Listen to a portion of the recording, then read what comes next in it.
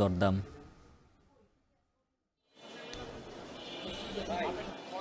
উজ্জ্বল, রাজশাহীতে যে দেশীয় ফল আছে সেইগুলোর সরবরাহ কিন্তু আজকে দেখার মতো। এখানে রাজশাহীর যে সাহেব বাজার, সেই সাহেব বাজার থেকে কিন্তু আমরা দেখছি যে ফলের যে সরবরাহ সেটা অনেক বেশি। এখানে যারা ক্রেতা আছেন, ক্রেতারা বলছেন যে বিশেষ করে এই মৌসুমি ফলগুলো আসার কারণে এখানে দামেরও কিন্তু এক ধরনের কমতি লক্ষ্য করা যাচ্ছে। এখানে আম আজ বিক্রি হচ্ছে 150 থেকে 160 টাকা কেজি আকার ভেদে, এবং জাম যে গুটি জাতের জাম সেটি বিক্রি হচ্ছে 160 টাকা কেজি দরে। কাঁঠাল বিক্রি হচ্ছে প্রতিটি বড় আকারের যেগুলো 150 টাকা, এবং ছোট আকারেরগুলো বিক্রি হচ্ছে 120 টাকাতে, এবং আতা বিক্রি হচ্ছে 540 টাকা কেজিতে, লটকন বিক্রি হচ্ছে 280 টাকাতে।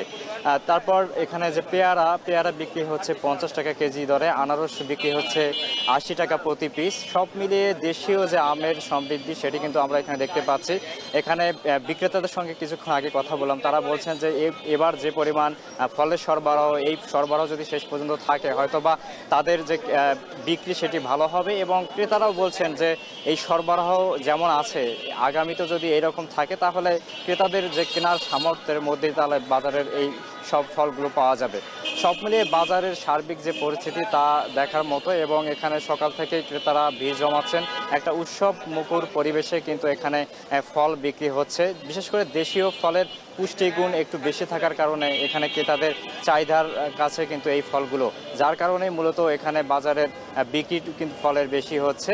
তবে কিছুক্ষণ আগে এখানে বিভিন্ন জায়গা থেকে ক্রেতারা এসে সমাগম করলেন, এবং তারা পাইকারি এবং খুচরা মূল্যে ফল নিয়ে গিয়ে অন্যত্র বিক্রি করছেন, এমনটাও কিন্তু আমরা দেখতে পেয়েছি। তবে ফলের সমৃদ্ধি এবং এই মৌসুমি ফলগুলো যাতে বাজারে সিন্ডিকেট আকারে বৃদ্ধি না পায় এবং সিন্ডিকেট যাতে না করে, সেই দিক দিয়ে নজরদারি করার জন্য আহ্বান জানান এখানে যারা ব্যবসায়ী আছেন এবং ক্রেতারা আছেন।